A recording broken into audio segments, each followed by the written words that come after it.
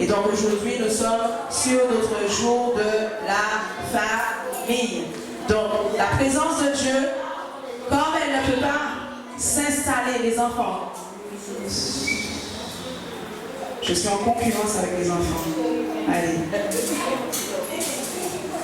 Donc, comme la présence de Dieu ne peut pas s'installer là où il y a du désordre, là où il y a des disputes, là où il y a le chaos, eh bien, c'est important de pouvoir parler des familles. Parce que la première institution que notre Dieu a créée, c'est le mariage et ensuite la famille. Et lorsque les familles sont en harmonie, les familles arrivent à s'entendre et il y a une unité dans la famille, eh bien l'Église aussi, eh bien, verra la gloire de Dieu. Premièrement, la famille verra la gloire de Dieu, la puissance de Dieu, et deuxièmement, l'Église aussi verra la gloire et la puissance de Dieu à partir du moment qu'il y a la paix dans la famille, qu'il y a vraiment une harmonie dans la famille, eh bien, le Saint-Esprit de Dieu pourra agir puissamment. D'où l'importance de pouvoir parler avec l'aide de la parole de Dieu de la famille.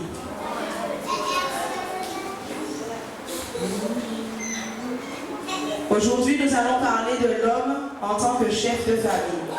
Alors, je n'ai pas fait pile ou face pour savoir si on connaît les hommes, si on connaît les femmes. Ce matin, je dis, Seigneur, je vais enseigner sur la famille, je parle de qui?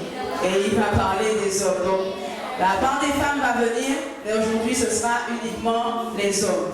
D'accord? Nous allons prendre la parole de Dieu avec les hommes aujourd'hui. Et puis, une prochaine fois, si Dieu le veut, au moment où il le voudra, eh bien, nous ferons aussi la parole de Dieu selon les femmes, selon la parole de Dieu. Donc, le thème de l'enseignement du jour, c'est l'homme en tant que chef de famille. L'homme en tant que chef de famille. Donc, un chef de famille, c'est un type de leader. Un leader, c'est censé être normalement un dirigeant. Aujourd'hui, c'est vrai qu'on voit plusieurs chefs, types de chefs qui se lèvent et qui se disent chefs, mais qui en réalité ne sont pas chefs, et donc du coup, ça pose beaucoup de problèmes. Donc, c'est pour cela qu'avant même d'entrer dans la parole de Dieu, nous allons définir avec la parole de Dieu aussi, qu'est-ce qu'un chef de famille. Donc, un chef de famille, c'est un leader, c'est un dirigeant. Un dirigeant, c'est vraiment quelqu'un qui donne la direction. Dirigeant, il dirige, donc il donne la direction. Et ça, c'est vraiment le rôle propre du chef. Il y a une différence entre ce qu'on appelle le leader gestionnaire et le leader dirigeant. Normalement, un vrai leader est censé être un leader dirigeant. Il emmène sa famille quelque part, ou il emmène un groupe quelque part. Donc ça, c'est ce qu'on appelle le leader dirigeant. Le leader gestionnaire, malheureusement, il y en a beaucoup. Et il n'y a pas beaucoup de leaders dirigeants, mais il y a beaucoup de leaders gestionnaires. Qu'est-ce qu'un leader gestionnaire? C'est quelqu'un qui gère seulement les problèmes au jour le jour. Ça veut dire qu'un homme qui est gestionnaire au lieu d'être dirigeant, donc qui est leader gestionnaire au lieu d'être un leader dirigeant, c'est un homme qui va se lever chaque matin juste pour gérer les problèmes. Aujourd'hui, il faut que j'emmène à manger à la maison, il nous manque 100 €. Donc je traite ce problème-là, je vais travailler, je vais chercher l'argent partout. Aujourd'hui, il me faut 100 €. Demain, l'enfant donne des problèmes, je traite ce problème-là, l'enfant donne des problèmes, on gère les problèmes. Donc un gestionnaire, il gère seulement des problèmes. Ça veut dire que problème par-ci, problème par-là. Un gestionnaire, il voit que les problèmes. Ça veut dire qu'il regarde son groupe, donc il regarde sa famille, et il va voir seulement des problèmes à gauche, problèmes à droite. Il va essayer par lui-même, comme il peut, d'essayer de gérer les problèmes. Ça s'appelle un gestionnaire, et ça, ce n'est pas un vrai leader. Un vrai leader, lui, quand il regarde sa famille, il voit où il veut emmener sa famille.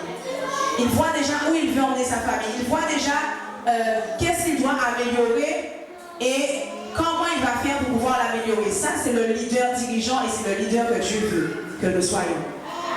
Que les hommes soient, premièrement. Donc, on va prendre l'exemple d'une équipe de football. Une équipe de football qui change d'entraîneur. L'entraîneur arrive, peut-être qu'avant, ils avaient un entraîneur qui était juste gestionnaire de problèmes, qui gérait les problèmes, et donc du coup, l'équipe perdait assez régulièrement. Soit. Et donc, ils ont changé d'entraîneur. L'entraîneur qui arrive est un leader dirigeant. Donc, quand il arrive, il regarde le groupe jouer, il regarde l'équipe jouer. Et quand il regarde l'équipe jouer, il se rend compte que il y a des soucis dans l'équipe. Il regarde, il voit que tel joueur, mais il n'est pas attaquant, ce joueur-là, il devrait être buteur.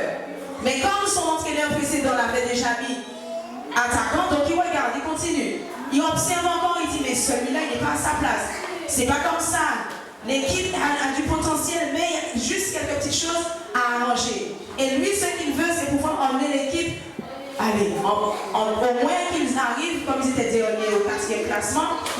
C'est important de comprendre comme Christ est le chef de l'Église, qui est son corps et dont il est le sauveur.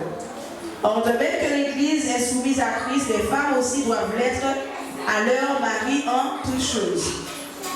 Donc, concernant la soumission, on va voir ça une autre fois. Je sais qu'il y a des jeunes qui boulent de savoir l'histoire de la soumission par rapport à la parole de Dieu, mais on va venir sur ça un autre jour. Marie, aimez vos femmes comme Christ a aimé l'Église et s'est livré lui-même pour elle afin de la sanctifier par la parole, après l'avoir purifiée par le baptême d'eau, etc. Nous allons lire au fur et à mesure. Donc ce qui nous intéresse premièrement, c'est car le mari est le chef de la femme, comme Christ est le chef de l'Église. C'est ce qui est surtout intéressant, c'est comme Christ est le chef de l'Église, parce que c'est justement cette partie-là que beaucoup d'hommes oublient, qui fait qu'ils n'arrivent pas à être de bons leaders, dirigeants, mais juste des gestionnaires qui finissent à cause de ça par devenir dictateurs. Et du coup, ça donne des femmes qui parlent beaucoup, ça donne des femmes qui n'obéissent pas, qui ne se soumettent pas, et donc ça devient un peu compliqué. Donc c'est pour cela que nous ne devons pas viser leader, gestionnaire, dictateur, mais leader, dirigeant, comme Christ est le leader, le chef de l'Église. Donc nous allons faire la comparaison entre Jésus et l'homme, puisqu'il nous dit comme Christ doit être, comme l'homme doit être le chef, l'homme doit être chef comme Christ est le chef de l'Église. Donc nous allons partir donc de Jésus. Alors, qu'est-ce que nous voyons sur Jésus? Puisque l'homme doit être chef comme Jésus est chef. Que voyons-nous sur Jésus? Donc Jésus va être notre exemple ce matin. Jésus est premièrement notre sauveur. Donc Jésus est celui qui est prêt à se livrer pour son Église. Maintenant nous allons vers l'homme. S'il nous dit que nous devons, en tant qu'homme, être comme Jésus, cela veut dire que l'homme a un rôle de sauveur quelque part et il est prêt à se livrer pour sa femme. Pas la croix, ça c'est le rôle de Jésus, on s'entend bien. D'accord? Mais concernant l'homme doit être le sauveur de sa femme. Il doit être prêt à se livrer pour sa femme, prêt à se sacrifier pour sa femme. Ça veut dire quoi dans la vie de tous les jours? Ça veut dire quoi? Ça veut dire que si par exemple quelqu'un attaque la femme du mari, il attaque la femme de l'homme, il doit être là debout et dire non, non, tu respectes mon épouse. Tu ne dois pas parler comme ça de mon épouse. Pourquoi? Parce qu'il doit sauver, il doit être prêt à se sacrifier pour son épouse. Il doit la protéger. Maintenant, même si l'épouse a tort, parce que parfois l'épouse peut avoir tort, même si l'épouse a tort, face à la personne, il défend son épouse. Il dit, tu ne parles pas comme ça à ma femme, tu ne parles pas comme ça de mon épouse. Je te l'interdis. Mais après, à la maison, il va voir la femme et dit, chérie, par contre, je t'ai défendu, c'est vrai, mais tu as eu tort. Il faut pouvoir vraiment, ça, tu as ton rôle de te livrer, tu as ton rôle de la sauver des griffes de la personne qui l'attaque, mais derrière, il faut pouvoir enseigner. Nous allons voir vraiment le rôle d'enseignant de l'homme tout à l'heure. Il faut pouvoir après enseigner la femme et lui dire, ben femme, ok, je t'ai défendu, mais en quelque part, il n'avait pas tort. Et puis on discute, on parle avec la parole de Dieu, on parle vraiment avec douceur et fermeté certes, mais avec douceur et amour. Il faut que vraiment cet enseignement ou bien que cette exhortation que l'homme fait à sa femme soit pleine d'amour et de douceur. Il faut qu'elle sente que ok, elle a tort, mais elle sent que c'est pour son bien. Donc ça, c'est le premier critère, caractère que l'homme doit avoir comme Jésus. Donc, face aussi au harcèlement au travail. Lorsque une femme, on n'en parle pas beaucoup, mais il y a des femmes qui travaillent, notamment les salariés comme moi, comme certains d'entre vous, peut-être qui sont salariés. En tant que femme, parfois, j'ai du harcèlement au travail. Le rôle du mari, lorsqu'elle a un truc qui est trop, c'est vraiment de pouvoir aller et dire à cette personne, cet homme en général, c'est les hommes. cet homme ou bien ce directeur qui enseigne sa femme au travail qui doit cesser maintenant. Ça, c'est vraiment le rôle de l'homme. L'homme est là pour pouvoir sauver sa femme des griffes de certains hommes. C'est pour ça que c'est vrai que si la femme vient et se plaint auprès de toi, eh bien au travail, j'ai des difficultés avec telle personne, le rôle de l'homme normalement devrait être ok. Tu ne vas pas lui casser la figure, pas moi le battre, non, je vais pas dire ça. Tu vas voir la personne, tu vas discuter fermement et tu lui dis tu cesses maintenant. Voilà, c'est-à-dire que ça fait partie du rôle de l'homme. Maintenant, la femme que nous sommes aujourd'hui, lorsque tu as un problème comme ça, tu peux aussi prier et puis dire Seigneur, il faut vraiment que tu me délivres parce que ton premier sauveur, c'est d'abord Jésus. Même si il a donné, comment dire ça, l'homme pour pouvoir faire ce travail-là sur ta vie, mais il y a des situations où tu te trouves, le premier sauveur c'est Jésus. Ça, il ne faut pas l'oublier. Donc ça, c'est le premier caractère de l'homme selon le cœur de Dieu. Il doit avoir le caractère de Jésus. Face par exemple à une famille toxique. Une famille, ce qu'on appelle famille toxique dans le langage de la psychologie, ce sont des familles qui rentrent beaucoup dans le couple. Ça veut dire que la personne est mariée, mais la famille rentre dans le couple comme ça. La famille veut diriger comment les enfants doivent s'habiller, comment le mari doit manger, comment il doit faire ci, comment il doit faire ça. Un mari doit dire à un moment donné, stop. D'ailleurs, il ne faut même pas qu'il laisse ça commencer parce que quand ça commence à diviser le foyer. Ça veut dire qu'il faut honorer ses parents, il faut respecter ses parents, il faut écouter les conseils des parents, mais le foyer doit être dirigé par le mari. Donc ça, c'est vraiment important de pouvoir le comprendre. Le mari, face à une famille toxique, donc une famille toxique, ce qu'on appelle toxique en psychologie, c'est les termes de la psychologie que j'utilise, c'est pas moi qui dis toxique. C'est une famille donc qui étouffe un mariage. Et donc le rôle du mari, c'est de pouvoir se lever et dire ok, vous intervenez, on vous aime bien, avec tout le respect qu'on vous doit, avec tout l'honneur qu'on vous doit, mais laissez-moi en tant qu'homme diriger ma famille. J'écoute le conseil que tu me donnes, maintenant je vais gérer. Il y a même des parents qui arrivent à aller dans la maison et puis pendant que j'ai entendu un collègue qui disait ça, que elle arrive à la maison et puis elle voit que la maman, le papa, ils ont changé toute la maison, tout déplacé. Le nettoyage encore, c'est bienvenu, mais ils ont tout déplacé. Ils ont dit aux enfants, tu as dit à tes enfants, il ne faut pas aller de ce côté-là. Le papi, il est passé, il a dit, oui, tu peux aller de ce côté-là. Ça pose des problèmes. Il faut protéger la femme face à ça parce que lorsque c'est la famille de la femme, eh bien, elle aura du mal à dire, mais tu sais, papa, maman, mais laisse ton papa gérer ça. J'écoute ton conseil, mais elle aura du mal. Donc le rôle du mari est de protéger sa femme premièrement et ensuite ses enfants. Donc la famille doit protéger sa famille justement de l'intrusion dangereuse et bien de la famille. Donc ça, c'est la protection de la femme vraiment face à tout ce qui peut être dangereux pour elle, tout ce qui peut être toxique pour elle, tout ce qui peut être troublant pour son âme. Le rôle de l'homme, c'est vraiment de la délivrer de ça. Donc ça, c'est le premier rôle que nous observons chez Jésus en tant que chef de l'Église, et l'homme doit être chef de sa femme comme Christ est premièrement le chef de l'Église. Donc, premier point, l'homme doit être le sauveur, entre guillemets, de sa femme. Donc, cet enseignement-là, c'est autant pour les célibataires que les personnes mariées, parce qu'il y a des célibataires qui aussi veulent se marier, et c'est bien de pouvoir entendre la parole de Dieu par rapport à cela pour réussir eh bien, à avoir un mariage heureux. Parce que oui, le mariage est un endroit où eh bien, on est censé être heureux. D'accord? Dans le mariage, tu dois trouver le bonheur. La parole de Dieu nous donne les clés et nous allons y arriver. Les enfants sont particulièrement agités.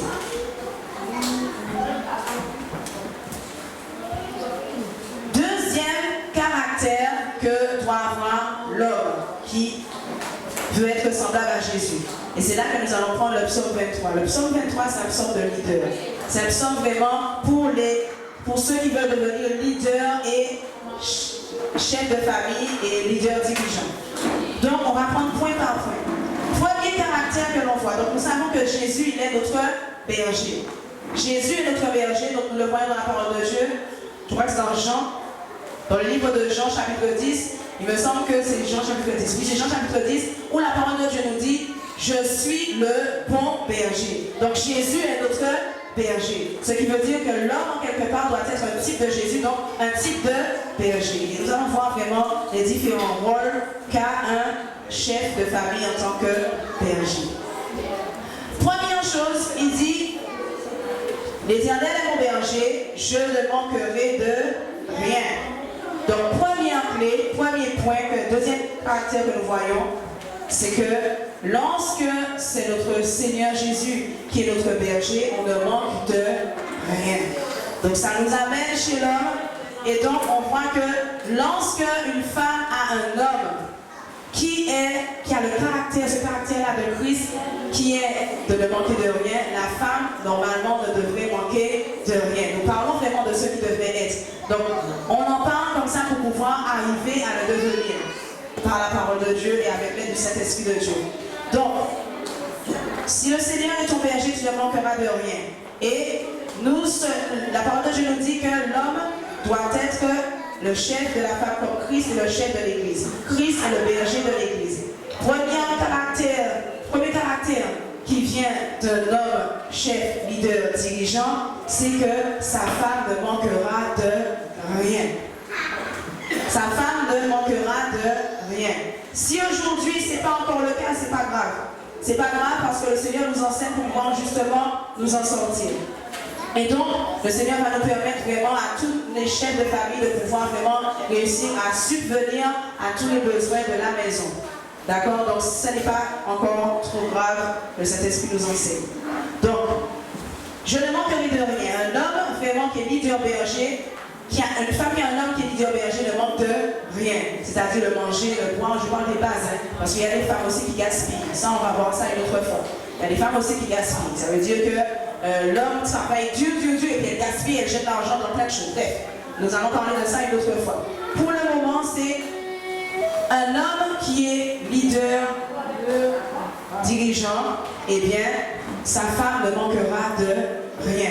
C'est pour cela que lorsqu'on enseigne aux personnes qui ont le projet un jour de se marier, on leur dit que si tu sais que tu n'as pas encore de travail, tu ne gagnes pas encore d'argent, ne pense pas encore au mariage. Commence d'abord par avoir un travail qui est fixe, et puis ensuite tu pourras penser au mariage. Mais il y a encore d'autres points évidemment, mais ça fait partie de l'un des points, des critères pour le mariage.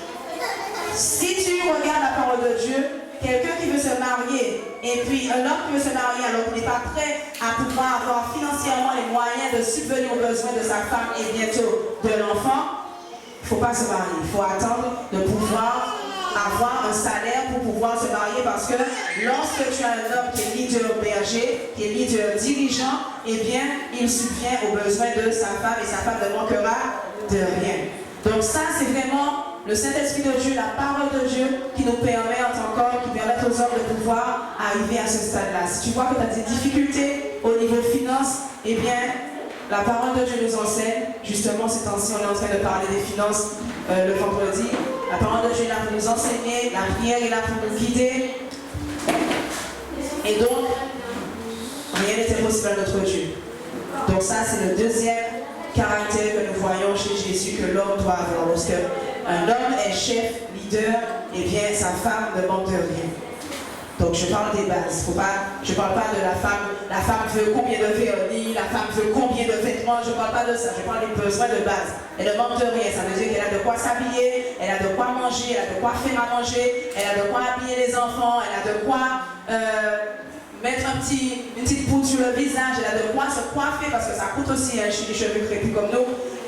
Et elle a de quoi se coiffer, c'est les bases. D'accord? Donc ça, c'est vraiment le rôle, l'un des rôles de l'homme, de pouvoir prendre soin de sa femme, qu'elle ne manque de rien.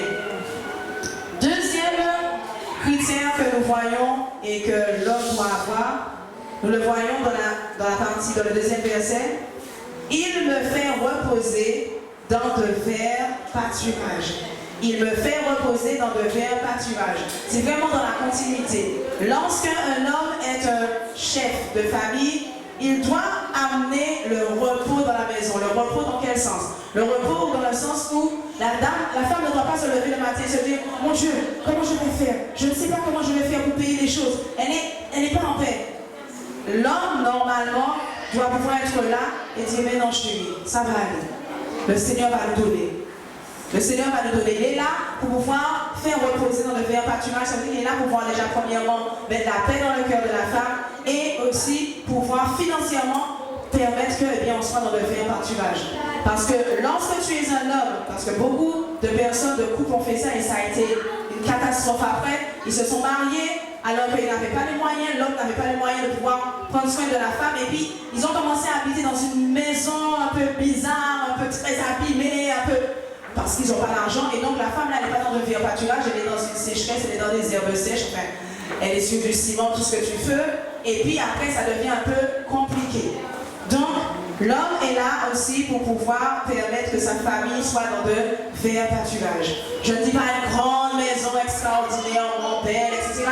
Mais la base, une maison correcte, avec des chambres correctes, avec un matelas, un lit, des draps, avec des carreaux, bien de la moquette, mais quelque chose qui lui permet de se sentir dans un endroit paisible.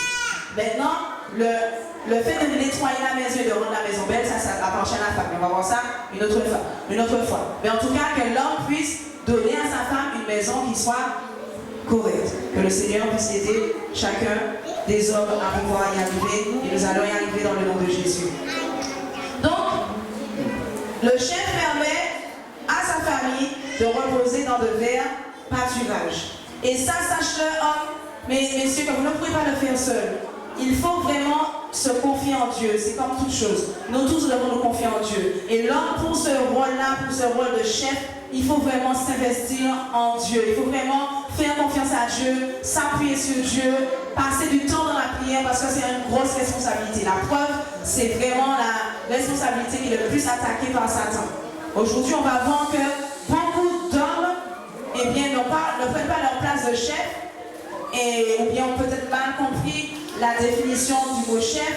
Et donc, du coup, la femme, elle prend la place qu'elle ne devrait pas prendre. Aujourd'hui, on entend une phrase qui dit la femme porte le pantalon, c'est pas normal. Il faut, si elle a pris le pantalon, c'est parce que le pantalon était posé quelque part, elle a pris le pantalon de la vie, mais la femme n'est pas censée mettre le pantalon à la base. Donc, c'est le Seigneur qui a organisé les choses comme ça, et si les choses sont bien faites, ni le mari ni la femme n'auront aucun problème parce que chacun de nous, nous avons une responsabilité différente dans le foyer. Donc, la femme, on va voir ça après, pour ne pas se perdre. Donc, en tant que chef, dirigeant, je parle bien de chef dirigeant et pas de chef gestionnaire. Le chef gestionnaire n'est pas un chef, c'est un faux chef. Donc, un chef dirigeant,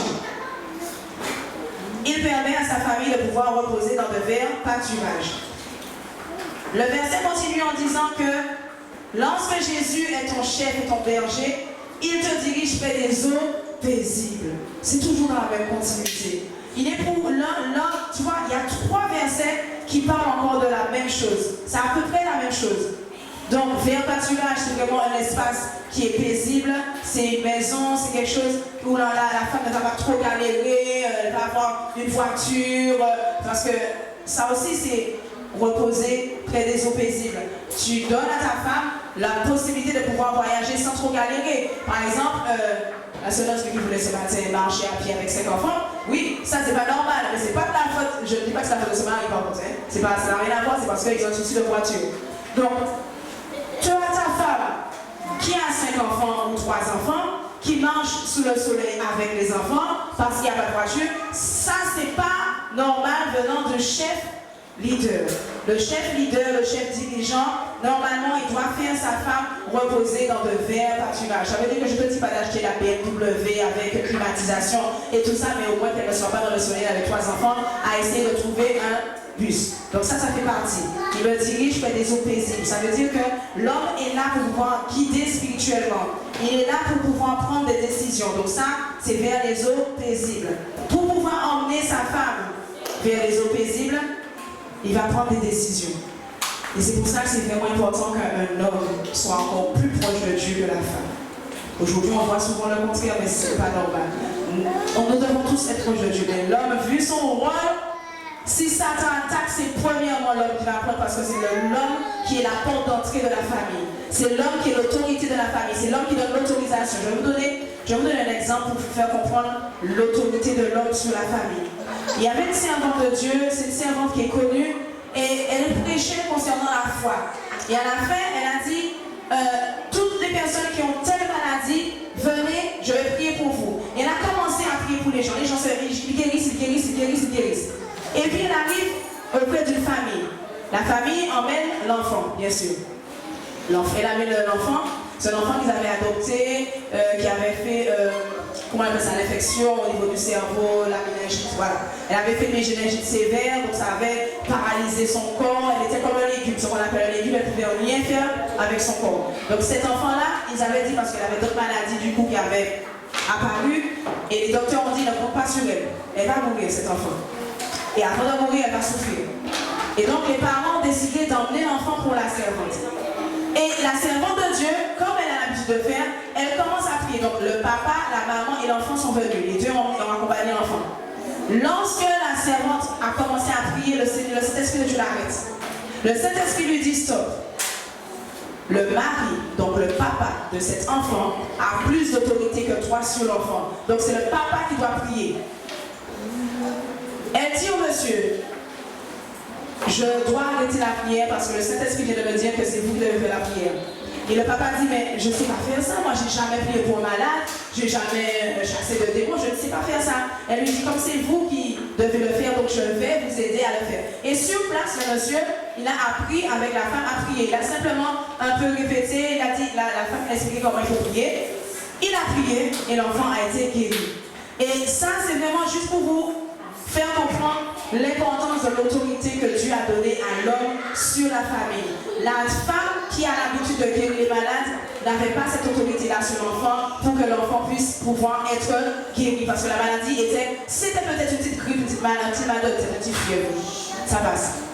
Mais là, il y avait trop sur cet enfant pour que ce soit juste une servante de Dieu. C'est pas juste une servante de Dieu, c'est une servante de Dieu qui est puissante par la vertu du Saint-Esprit parce qu'elle a déjà permis que plusieurs malades soient guéris. Mais sur cet enfant-là, vu le cas, le Saint-Esprit de Dieu lui a dit, l'autorité sur l'enfant, c'est pas toi qui l'as, c'est le papa. Donc, vraiment, c'est juste pour qu'on puisse prendre conscience que l'homme a un rôle qui est vraiment clé, qui est une porte d'entrée et une porte aussi de sortie. Donc c'est pour cela que plus que jamais, les hommes, chefs de famille, doivent vraiment se rapprocher de Dieu. Et ceux qui veulent devenir un jour chef de famille, donc qui veulent devenir un mari, qui veut se marier, il faut dès à présent déjà commencer à te rapprocher de Dieu, parce que sans cela, tu vas avoir un mariage qui va te donner mal à la tête, mal au ventre, tout ce que tu veux. Mal à la prostate aussi. Pourquoi? Parce que en tant que chef de famille, eh bien, vous avez lourd sur vos épaules. C'est lourd, mais avec Dieu, vous allez faire des exploits parce que c'est pour ça que vous avez été créés. Ça veut dire que Dieu a déjà mis en chaque homme les ADN nécessaires pour pouvoir être un bon leader, un bon chef dirigeant. Donc, l'homme fait sa femme reposer près des eaux paisibles. Comment? En prenant des décisions. Comment prendre des décisions? C'est-à-dire qu'il y a des moments dans la vie de la famille où il y a des décisions à prendre. Quelle maison qu'on doit habiter, qu'est-ce qu'on doit faire cette année, quelles vacances on doit faire, comment on doit s'organiser la prière dans la maison, comment on doit s'organiser l'étude biblique avec les enfants, toutes ces choses-là. Ces décisions-là, l'homme doit les prendre pour donner vraiment la paix dans le cœur de la femme. Des décisions importantes, toutes les grosses décisions, normalement c'est l'homme qui doit les prendre. La femme est là pour pouvoir conseiller, parce que la femme est l'aide de l'homme. Ce qui veut dire qu'un homme qui ne prend pas les conseils de sa femme va tomber. Tu peux faire ce que tu veux, comme la femme a été créée pour t'aider. Un homme qui ne prend pas les conseils sages de sa femme va tomber à un moment donné, je précise sage. Donc, on va voir ça une autre fois. Donc, l'homme permet à sa femme, à sa famille de pouvoir se reposer vers les eaux paisibles, en prenant de bonnes décisions. Comme ça, la femme, elle n'aura pas l'esprit agité. Parfois, les femmes se retrouvent face à des décisions très difficiles, alors que ce n'est pas à elles de prendre ces décisions-là. Et puis après, quand ça se passe mal, l'homme va dire, ah ouais, c'est vous qui choisi ça, c'est vous qui avez décidé ça. la femme, il y a de grosses... Elle peut choisir le repas dans la maison, à gérer le repas de la maison, les menus de la maison. Elle peut choisir comment elle va faire les enfants travailler à l'école. C'est pas un souci. Mais de grosses décisions à prendre sur la direction même de la famille, où la famille doit aller, où la famille doit habiter, des grosses décisions, c'est pas la femme de le prendre. La femme est là pour pouvoir conseiller et l'homme, lui, il doit prendre la décision. Maintenant, tu vas me dire, oui, mais il prend de mauvaises décisions, il va faire... Ça, c'est la prière. Le Seigneur a instauré des choses comme ça. Tu as donné ton conseil, ton mari n'a pas écouté le conseil. En tant que femme, tu vas dans la prière et c'est Dieu qui va régler l'affaire. Pourquoi? Parce que c'est lui qui a instauré ces choses dans cet ordre-là. Donc, quatrième caractère de l'homme, c'est vraiment faire reposer sa femme dans l'air pâturage. Ensuite, on voit que, dans les eaux paisibles, ensuite on voit que la parole de Dieu nous dit, toujours dans le psaume 23, il restaure mon âme. Donc, un chef dirigeant restaure l'âme de sa femme. Alors, comment il peut restaurer l'âme de sa femme? Tu vas me dire, oui, mais c'est Jésus seul qui restaure l'âme. Oui, mais Jésus t'a donné cette autorité sur la femme. On ne réalise pas vraiment l'autorité que Dieu a donnée vraiment à chaque homme sur leur femme. Donc, tu restaures l'âme. Il restaure l'âme. Comment l'homme pourra restaurer l'âme? Par les conseils, par des encouragements. La parole de Dieu nous le dit dans Proverbe. Proverbe chapitre 31, la parole de Dieu nous dit que l'homme, il honore la femme, il lui donne des louanges. Il lui dit, mais mon Dieu, ton repas est bon aujourd'hui, tu es vraiment merveilleuse, des encouragements, par des conseils. Chérie, je pense que tu ne devrais pas faire comme ça. Par l'enseignement. L'enseignement aussi, ça dépend normalement du mari. Nous le voyons dans Éphésiens qu'on a lu, justement. Éphésiens chapitre 5, verset 26. Il dit, Marie, sanctifiez vos femmes par la parole, après l'avoir purifiée par le baptême d'eau, afin de faire paraître devant lui cette église glorieuse, sans tache, ni ride, ni rien de semblable, mais sainte. Donc là, il dit, Marie, aimez vos femmes comme Christ a aimé l'église et s'est fait livrer pour elle, afin de la sanctifier par la parole, après l'avoir purifiée par le baptême d'eau pour qu'elle puisse paraître glorieuse. Donc, cela nous enseigne ce matin que l'autre rôle et responsabilité de l'homme, c'est normalement de pouvoir enseigner à sa femme la parole. C'est une grande responsabilité que le Seigneur a donnée aux hommes de pouvoir enseigner à leurs femmes la parole. Et cela permet vraiment de restaurer l'âme, puisque la parole de Dieu restaure l'âme. C'est pour ça qu'il ne faut pas être des chefs gestionnaires. Le chef gestionnaire court tellement à gauche, à droite pour gagner l'argent, qu'il n'a pas le temps d'étudier la parole et ne peut pas enseigner sa femme. Il faut vraiment faire attention à cela. Il faut vraiment prendre le temps pour chaque chose parce que, eh bien, le Seigneur vous a donné toutes ces responsabilités-là. Il faut pouvoir enseigner la femme avec la parole de Dieu. Pour pouvoir enseigner la femme avec la parole de Dieu, il faut pouvoir connaître la parole de Dieu. Normalement, c'est comme ça que ça devrait se faire. L'homme enseigne la femme. Donc, avec la parole de Dieu, bien sûr. Et si il y a beaucoup d'hommes qui disent, oui, mais je suis chef, c'est moi qui donne les ordres et puis c'est tout. Il faut vraiment faire comme la parole de Dieu le dit. Sinon, ça va poser beaucoup de problèmes dans le foyer. Donc, l'homme restaure l'âme de la femme par ses conseils sages et spirituels, par les encouragements et aussi par l'enseignement de la parole de Dieu, comme nous le voyons, afin de la sanctifier par la parole. Tu sanctifies ta femme par la parole que tu vas lui donner. Prendre des versets, étudier ensemble. C'est vraiment important de pouvoir intégrer dans la famille des temps de partage de la parole. Même si c'est un partage de la parole autour de la table, autour d'un petit restaurant, s'il y a les enfants chez la nounou, etc. Mais faire un échange de la parole de Dieu. Donc ça, c'est vraiment important que le mari puisse, pendant cet échange, pouvoir enseigner à sa femme, lui donner la parole. C'est le rôle que Dieu a confié aux hommes pour leurs femmes.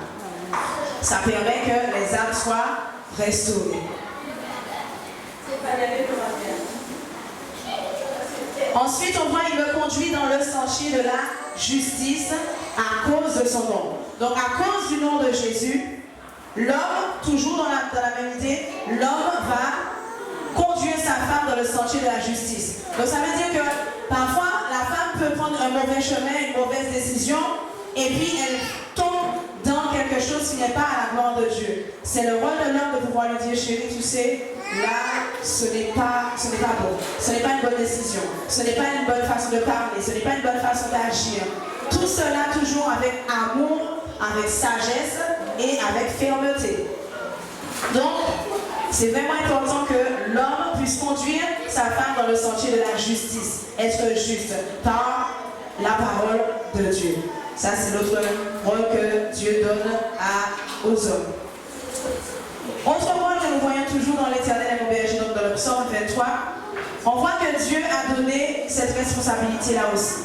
Quand je marche dans la vallée de l'ombre de la mort, je ne crains aucun mal, car tu es avec moi. Ton premier protecteur, c'est Jésus. Ça, c'est sûr. Il y a des endroits où ton mari ne pourra pas te sauver. Mais Dieu a délégué ta protection, donc certaines parties de ta protection, à ton mari. Donc ça fait partie du rôle du mari. Même dans l'ombre de la mort, la femme ne doit craindre aucun mal. Je vais prendre un exemple pour bien vous expliquer comment un homme peut protéger sa femme de la mort. Déjà par la prière, ça c'est sûr.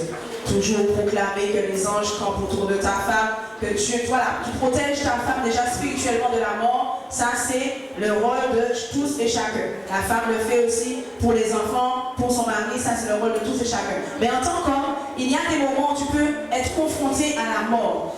Je vais prendre l'exemple d'un serviteur où sa femme en fait était face à la mort. Je ne sais plus quelle maladie qu'elle avait, mais ça s'est transformé vraiment en une chose très grave. Et du coup, elle était comme un légume, comme on dit, et elle était sous respirateur, c'est la machine qui la faisait respirer, c'est la machine qui faisait battre son cœur, c'est la machine qui faisait tout. Et donc les docteurs ont dit à un moment donné, monsieur, votre femme prend de la place dans l'hôpital, c'est des choses dures à dire, mais votre femme prend de la place inutilement dans l'hôpital, elle n'a pas la capacité de vivre, il faudra la débrancher. L'homme, à chaque fois qu'il arrivait, il disait, ma femme ne sera pas débranchée, ne la débranchez pas parce qu'elle va se réveiller, elle va vivre.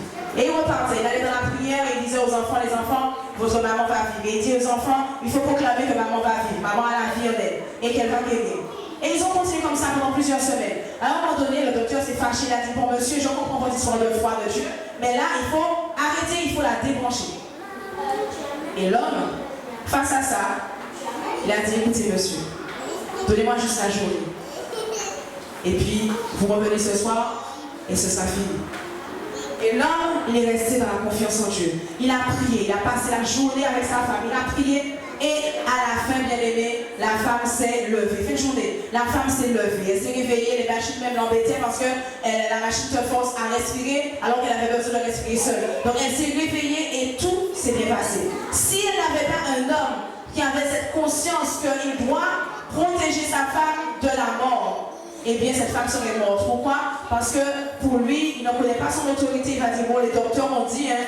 Et donc il a transmis son autorité au docteur. Un homme qui dit, ah, bon, comme les docteurs ont dit, bon, c'est les docteurs qui sont docteurs, hein, s'ils ont dit que c'est fini, bon, depuis le jour compris, Dieu n'a rien dit, bon, aujourd'hui il a dit qu'il va débrancher, il débranche, la femme meurt.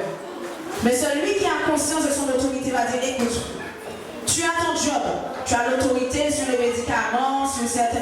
Mais moi, j'ai mon job.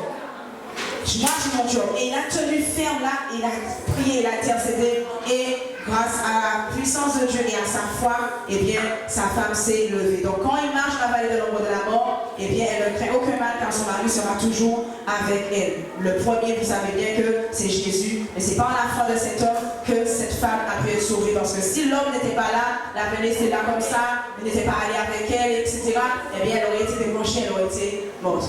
Donc, c'est dans ce sens-là que l'homme, eh bien, est là aussi, quand dans les moments de mort, les moments face à la mort, il est là pour pouvoir la cacher à l'ombre des ailes. Il est là pour pouvoir cacher sa femme à l'ombre des ailes de Dieu. Nous avançons. Nous voyons ensuite, il dit, ta houlette et ton bâton me rassurent.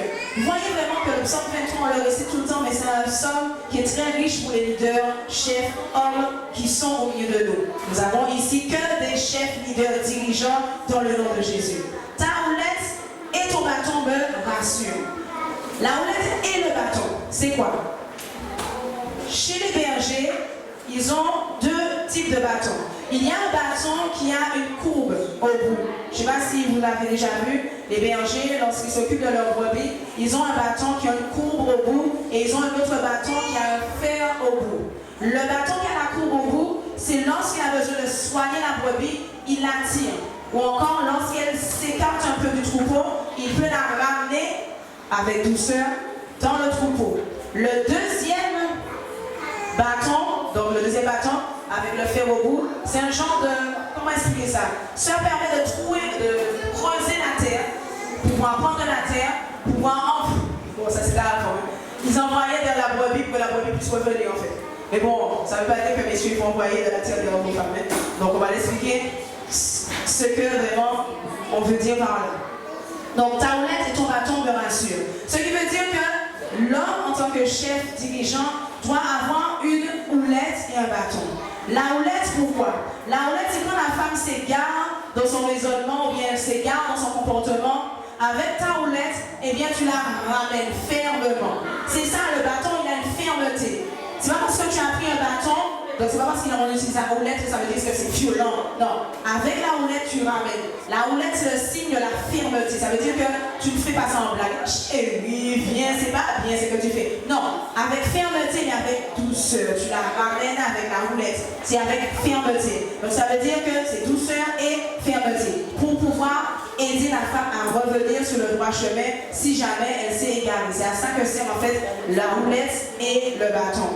Donc, ça permet, lorsqu'elle a pris de mauvaises décisions, ou bien lorsqu'elle néglige sa santé, ou bien lorsqu'elle fait des choses qui sont un peu insensées, ça peut arriver, des choses qui ne sont pas de Dieu. Donc la houlette, c'est la fermeté qu'on doit avoir pour pouvoir ramener la femme à la raison, pour pouvoir ramener la femme sur le chemin de la vérité qui est la parole de Dieu.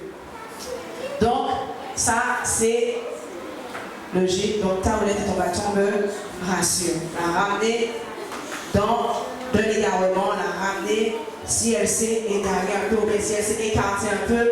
La fermeté avec la douceur permet de la ramener sur le droit chemin. C'est un rôle qui a été donné aussi à l'homme. Tu dresses devant moi une table en face de mes adversaires. Donc ça encore, c'est un autre critère du chef berger, donc du chef berger. Tu dresses devant moi une table en face de mes adversaires. C'est quoi dresser une table en face de mes adversaires? En tant qu'homme, il doit pouvoir montrer aux ennemis de sa femme, parce que la femme peut avoir beaucoup d'ennemis. Et en tant qu'homme, il doit pouvoir montrer aux ennemis de sa femme que la table est dressée. Ça veut dire que sa femme ne manque de rien, que sa femme est belle, que sa femme est bien habillée. Il doit pouvoir dresser la table de sa femme, devant sa femme, face aux ennemis. Donc ça veut dire que ça revient vraiment au début. Il faut pouvoir, devant les ennemis de ta femme, il faut pouvoir que toi-même tu puisses vraiment montrer aux ennemis que, écoute, ta femme elle ne manque de rien. Tu peux la critiquer, tu peux la dévaloriser si tu veux, mais regarde, elle ne manque de rien. Donc ça c'est dresser devant les ennemis de cette femme, et bien une table en face de ses adversaires. Est-ce qu'on est ensemble? Ok, on continue. Il ne reste plus que 2 caractères. Tu induis ma tête et ma coupe déborde. Tu induis ma tête et ma coupe déborde. Oindre d'huile. Lorsqu'on regarde la parole de Dieu courtement, lorsqu'on oint d'huile, c'est l'onction du Saint-Esprit de Dieu. C'est une autorité qui a été donnée à quelqu'un qui est oint. C'est le Saint-Esprit de Dieu qui est donné. Lorsque, on va bien parler, on va prendre un exemple. Lorsque Jésus il sortait des 40 jours de jeûne, il a été oint du Saint-Esprit. Ou encore quand on te dit, j'ai été oint pour aller prêcher aux pauvres, etc. Ça veut dire que le Saint-Esprit de Dieu est descendu dans cette personne et lui a donné l'autorité de pouvoir aller prêcher pour les pauvres et pour les malades. Donc, ça c'est l'onction. Donc, en quoi comment un homme pourra s'assimiler à ça par rapport à Jésus? Comment il peut faire? Quel est le rôle de l'homme par rapport à ça? Donc ce verset, tu oins d'huile, ma coupe et ma coupe déborde. Donc, oindre, donc j'ai dit, c'est donner l'autorité de faire quelque chose. Oint, c'est mettre la puissance pour faire quelque chose. Ça, c'est le Saint-Esprit. L'homme, en quelque part, c'est lui aussi qui doit oindre sa femme. Façon de parler. Oint, c'est-à-dire donner l'autorité de faire quelque chose. Je vais prendre un exemple simple et clair pour pouvoir comprendre rapidement. Dans notre cadre ici, ce que je fais actuellement comme rôle dans l'église, si mon mari m'avait dit non, je n'aurais pas pu le faire. Parce que c'est lui qui a l'autorité de me donner l'autorité. Est-ce que tu as compris? Donc l'homme a vraiment cette responsabilité de pouvoir donner l'autorisation à sa femme de faire des choses. Donc ce qui veut dire que normalement une femme ne peut pas se lever et dire j'ai décidé de faire ça, j'ai décidé de faire ça. C'est l'homme qui va dire, elle va venir, elle va dire mais chérie j'ai envie de faire ça, j'ai envie de faire ça. Et l'homme va dire ok, bah, tu as ma permission. Et il y a encore un certain rôle que là, c'est même l'homme qui doit te dire oui ou non. Et s'il te dit non, tu es obligé de t'asseoir et d'attendre Dieu. Parce que si c'est par exemple, il t'a dit non de ne pas faire l'œuvre de Dieu, comme ça arrive à certaines femmes, eh bien il faut pouvoir prier. La femme doit pouvoir prier pour que Dieu puisse changer cette décision dans le cœur de l'homme. Et lorsqu'elle a fait prier, peut-être qu'elle va essayer encore de parler à l'homme, ainsi de suite. Mais voilà, l'homme donne l'autorité vraiment à la femme et permet à Jésus de la remplir de cet esprit, peu importe pour ce qu'elle doit faire, surtout dans l'œuvre. Est-ce qu'on est ensemble? Est-ce que vous êtes là? Je ne donne pas trop d'informations en même temps, parce que je sais que l'heure passe assez rapidement. Donc, dernier point avec le psaume 23, le bonheur et la grâce m'accompagneront tous les jours de ma vie. On répète ensemble ce passage. Oui, le bonheur et la grâce m'accompagneront tous les jours de ma vie. Voilà le résultat final. Lorsqu'un homme est chef, dirigeant comme Jésus est chef de l'Église, eh bien, voici ce qui va se passer. Le bonheur et la grâce vont accompagner la femme. Et lorsque le bonheur et la grâce accompagnent la femme, messieurs, il n'y aura plus de j'ai mal à la tête, je ne peux pas, je suis fatigué. Ce sera fini. Pourquoi? Parce que le bonheur et la grâce l'accompagneront tous les jours de sa vie. Ce qui veut dire que ces boutiques vont venir tous les jours à partir du moment que le bonheur et la grâce l'accompagnent. Donc ça, c'est vraiment ce que Dieu veut pour les foyers. Aujourd'hui, on va parler seulement des hommes, mais une prochaine fois, si Dieu le veut, sauf avec le conseil du Saint-Esprit, mais si Dieu veut, nous allons pouvoir aller aussi avec la femme. Mais aujourd'hui, le Seigneur veut vraiment que nos hommes soient des leaders dirigeants dans le nom de Jésus. Des leaders qui sont là toujours prêts à aider leurs femmes, toujours prêts, surtout pas aider. Aider, c'est le rôle de la femme. Mais bon, on va s'expliquer après. Donc toujours prêt à se livrer, à se sacrifier pour la femme, toujours prêt à l'enseigner, toujours prêt à lui donner ce dont elle a besoin, pas du gaspillage, mais vraiment ce dont elle a besoin, toujours prêt à la guider vers les eaux paisibles. Il doit être toujours prêt à la conduire lorsque elle s'écarte de la parole de Dieu, ou bien elle s'écarte du droit chemin, ou bien commence à être un peu insensé. L'homme est là pour pouvoir la ramener sur le droit chemin. L'homme est là aussi pour, dans les décisions, dans les moments difficiles où elle ne peut rien faire, comme les jours où, par exemple, ça peut arriver que la femme, elle tombe à l'hôpital et puis elle est au cadre de la mort, ça arrive. Donc, dans ce cadre-là, l'homme doit être là pour pouvoir justement que cette femme ne crée pas aucun mal même dans la mort, ne crée aucun mal même dans la mort. L'homme doit, avec fermeté, donc la ramener, l'homme doit aussi dresser devant les ennemis de sa femme. Il doit laisser une table, c'est-à-dire montrer que eh bien, sa femme ne manque de rien. Il doit être là aussi lorsque sa femme subit des problèmes, des harcèlements pour pouvoir dire stop, vous arrêtez d'embêter ma femme, etc.